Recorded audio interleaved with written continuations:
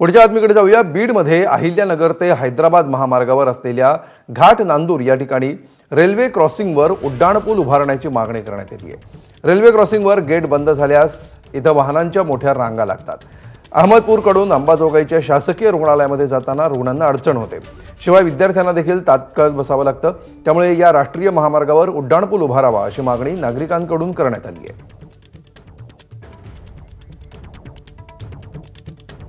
शासनाने राष्ट्रीय महामार्गाने लवकरात लवकर इथे उड्डाणपूल करावा आणि रेल्वे मंत्र्यांची घोषणा केलेली की गेटमुक्त रेल्वे मार्ग, परंतु ते इथं अजून लागू झालेलं नाही। ते लागू करावा व लवकरात लवकर राष्ट्रीय महामार्गावरती उड्डाणपूल करून जे होणारे हे आहेत रुग्णांचे मृत्यू किंवा होणारी वाहतूक कोंडी थांबवावी आणि गैरसोय टाळावी। पुढची बातमी, मुंबई गोवा महामार्गावर मोठी वाहतूक कोंडी झाली आहे। माणगाव इंदापूर शहराजवळ वाहनांच्या रांगा लागल्यात। 2 किलोमीटरपर्यंत वाहनांच्या रांगा लागल्या।